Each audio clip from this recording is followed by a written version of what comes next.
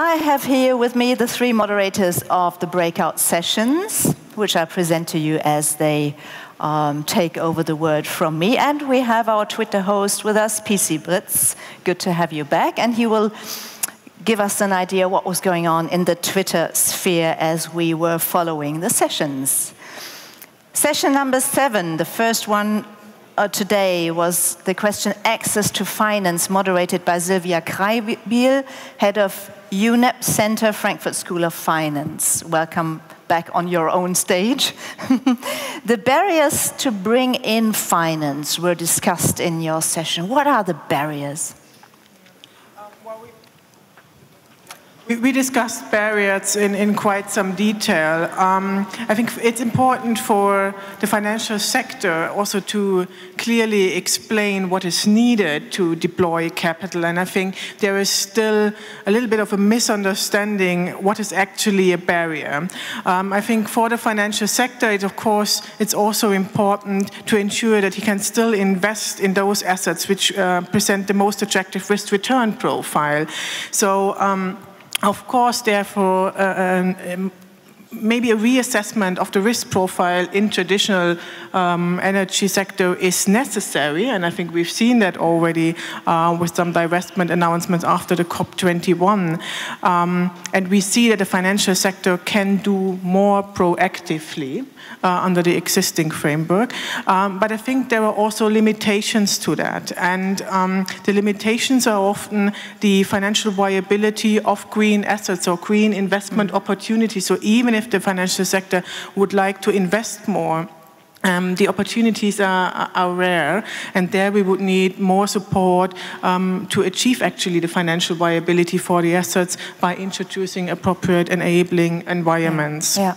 And one other buzzword of the discussion is private equity, innovative private equity. Tell me more about it. Yeah.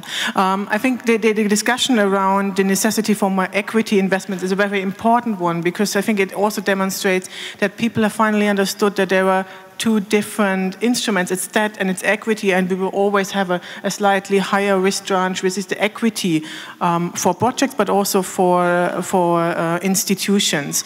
I think in equity, we really face a bottleneck. We do not see that so much in debt financing, where we would believe that it's more, the bottleneck is more in the pipeline of projects. But in equity, we have to admit that there is a bottleneck in long-term, high-risk supply of capital, and this is certainly something we have to work in. There are only very few intermediaries also active in this sector. Yeah. Thank you very much for that very short summary. Let's move to the Twitter world of things. I guess the financial issues, the financial aspects also were debated and were discussed on Twitter. They were. Can you hear me? They were, and it looks like financing and investment is also a thing that concerns everybody who's interested in renewable energies. Through one tweet I learned, citizens have a crucial role in the energy transition, and Rescope EU is looking into ways they can invest. I also heard praise for an Italian cooperative that was mentioned several times, that is apparently the cheapest energy producer in Italy. And finance doesn't like to take risks. Investing in anything but renewables is suicide. I wanted to share that one. Okay, let's move from there to the energy transition in transport. Welcome, Dr. Mike Ensgard, Head of Global Transport, Energy and Water Program at the Gesellschaft für internationale Zusammenarbeit, the German GITS. Which elements, which aspects in the transition to a Transportwende are relevant? Which did you discuss? Thank you very much. First of all, I think there was a strong confirmation of the wisdom that came out of the last 2 days, that there won't be any energy transition without a, I think it was phrased, mobility Wende, so a nice amalgate of English and German here. And there were basically 4 elements that came out in the discussion as that can characterize such a mobility Wende. First of all, it's a change of behavior and mindset. And one of the interesting insights is that we see a generational change, especially in industrialized countries, particularly in Europe, that the young generation moves away from the concept of individual car ownership, and that there are clear trends towards sharing, towards bicycling, towards walking, and this has to be reflected in public planning and public policy making. Secondly, certainly technology is a key component. We had very interesting inputs from two vehicle companies, one on the car side, Toyota, and one on the truck side, that was Scania, that gave us an interesting insight into their thinking on sustainable transport future. And with it comes also the aspect of fuel diversification. So we basically had a very insightful overview of the various new fuel technologies that are emerging on the horizon or that are already available but haven't fully penetrated the market yet. Thank you very much. This morning we heard that once the price of e-cars is going below $30,000 US, and once the range goes above 200 miles, that'll lead to a breakthrough in electromobility. Did you come back to that aspect at all? Well, actually, it was interesting that that electromobility was covered, but it was very sort of equally covered among all the other fuel technologies that are on the horizon. So we also learned about the sort of range-price ratio of hydrogen fueled cars and looked at it in a comparative manner.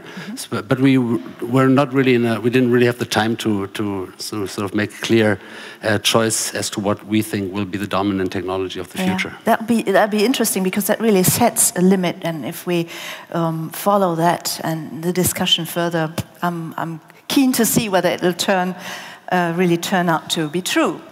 Welcome, Auke Lund. Sector coupling was the topic in your session. CEO of Statnett, one of the big Norwegian energy companies. Do we actually, according to the discussion in your session, do we have the technologies for full sector coupling? I think we ended up with in a very positive tone. I deliberately asked my panelists whether do we have the technologies, and the answer was yes, we have them. Okay, but what's lacking? We have to connect the dots, and that's of course an issue. And one of the issues which was raised was that there are still some legal hurdles. Sometimes there is not a complete coherence between what is happening at the EU level, what is happening at the national level, and at the lower level. So there's always a lot of work to do to remove legal hurdles. And then there are also some issues on finding, of course, the right market design. Well, if you have a technology and it fits into the jigsaw puzzle, how is it going to be remunerated? And here we didn't discuss a lot, but I think there was a clear feeling that we need to do much more around designing a market for those new technologies so that they fit into the puzzle. I think the real good thing was that everybody around the table basically agreed that sector coupling is almost the holy grail. It's we have started in the electricity sector, and now we see a tremendous opportunity in connecting that sector with the two other sectors, heat and transportation. No debate on the how to do that? Not very much. As I said, we have the technologies, the infrastructure is there, so it's really connecting the dots in a sensible way economically, and then things will start moving. So, a session full of harmony. Thank you very much for sharing that with us. P. Siebretz, let's come back to you and let's take a final look at the Twitter debate, the tweets that you got. Maybe we can also have a wrap-up of the 2 days, if you can share that with us. Right, maybe we can start. Do we have the slides open? Yes, okay. So this is from this morning, actually before we started this day, which will let you know that we've had roughly about 1,000 tweets by this morning, reaching nearly or around 1.5 million people around the world, actually, which isn't so bad. But I'm looking at the most recent numbers right now, and we're almost at 2,000 right now, from 600 different people who have tweeted about the event, and more than 2 million people that we've reached. And I think that's quite an impressive number that we've got here. If we do go to the next slide, though, and this is more or less the same of what I'm seeing here, as we've reached a wide range of countries, a wide range of places, but there are some white dots that we're missing. There's a lot of white empty space in Africa.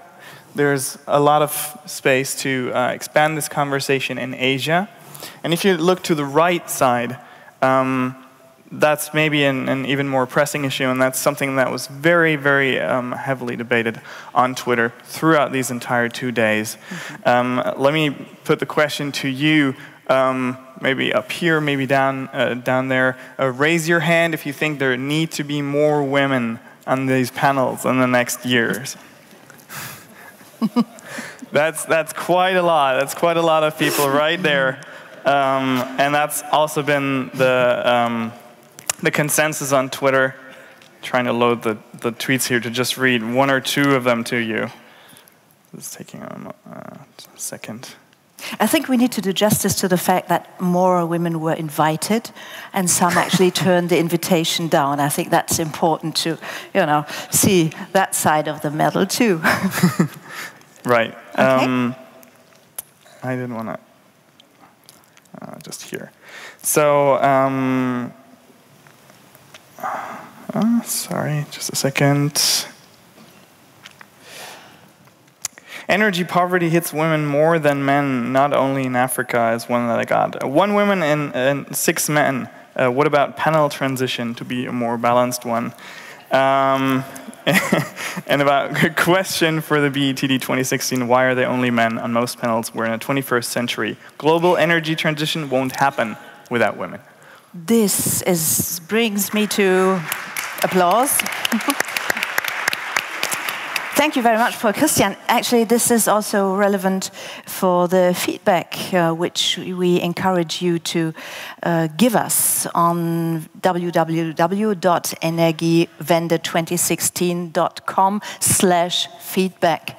Please don't hesitate to share your impressions with us also after the conference online.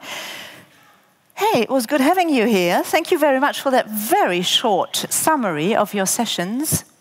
Good job. Thank you for hosting the sessions. And what we do now is we sort of shift this furniture away and move to the final wrap-up of the conference. Thank you very much.